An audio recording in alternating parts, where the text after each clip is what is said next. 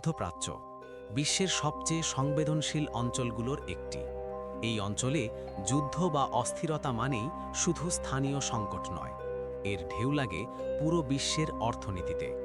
কিন্তু প্রশ্ন হল, মধ্যপ্রাচ্যের যুদ্ধ বাংলাদেশের অর্থনীতিতে কী প্রভাব ফেলতে পারে? আমরা কতটা ঝুঁকিতে আছি আর কতটা প্রস্তুত? আজকের ভিডিওতে আমরা এই প্রশ্নগুলোর উত্তর খুঁজব, তথ্য, পরিসংখ্যান ও বাস্তব বিশ্লেষণের মাধ্যমে। মধ্যপ্রাচ্য শুধু রাজনীতির কেন্দ্র নয়, এটি বিশ্বের জ্বালানি সরবরাহের হৃৎপিণ্ড। বিশ্বের মোট তেলের প্রায় 1/3 এই অঞ্চল থেকেই আসে। সৌদি আরব, ইরান, ইরাক, কুয়েত এই দেশগুলোর যে কোনো অস্থিরতা মানেই বিশ্ববাজারে তেলের দামে ধাক্কা। আর তেলের দাম বাড়লে তার প্রভাব বাংলাদেশ এড়াতে পারে না। বাংলাদেশ একটি তেল আমদানি নির্ভর দেশ। বিদ্যুৎ উৎপাদন, পরিবহন, শিল্প সবখানেই জ্বালানির ভূমিকা গুরুত্বপূর্ণ। মধ্যপ্রাচ্যে যুদ্ধ শুরু হলে সাধারণত তেলের দাম বাড়ে, পরিবহন খরচ বেড়ে যায়, বিদ্যুৎ উৎপাদন ব্যয় বাড়ে। এর সরাসরি ফলাফল বিদ্যুতের দাম চাপের মুখে পড়ে, পরিবহন খরচ বাড়ে, দ্রব্যমূল্য বেড়ে যায়। অর্থাৎ যুদ্ধের প্রভাব শেষ পর্যন্ত গিয়ে পড়ে সাধারণ মানুষের পকেটে। বাংলাদেশের জন্য মধ্যপ্রাচ্যের আরেকটি বড় গুরুত্ব রেমিট্যান্স। বাংলাদেশের মোট প্রবাসী আয়ের বড় অংশ আসে সৌদি আরব, সংযুক্ত আরব আমিরাত, কাতার, কুয়েত থেকে।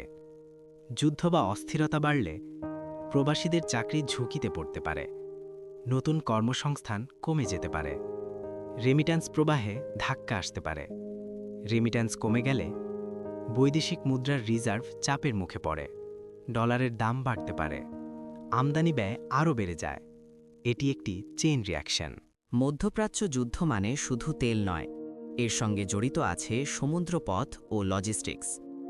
হরমুজ প্রণালী বা লোহিত সাগর অঞ্চলে অস্থিরতা বাড়লে জাহাজ চলাচল ব্যাহত হয়, বিমা খরচ বেড়ে যায়, পণ্য পরিবহন দেরি হয়। বাংলাদেশের জন্য এর মানে 1. আমদানির খরচ বাড়ে, 2. শিল্পের কাঁচামাল দেরিতে আসে, 3. রপ্তানি প্রতিযোগিতা কমে যায়। বিশেষ করে তৈরি পোশাক শিল্প এই ঝুঁকির বাইরে নয়। এই পরিস্থিতিতে বাংলাদেশের করণীয় কি? বিশেষজ্ঞদের মতে বিকল্প জ্বালানি উৎস খোঁজা জরুরি, রেমিট্যান্স চ্যানেল আরও শক্তিশালী করা দরকার, বৈদেশিক মুদ্রা ব্যবস্থাপনায় সতর্কতা বাড়াতে হবে, কূটনৈতিকভাবে নিরপেক্ষ অবস্থান বজায় রাখা গুরুত্বপূর্ণ। সংকট মোকাবিলায় প্রস্তুতি না থাকলে প্রভাব আরও গভীর হতে পারে।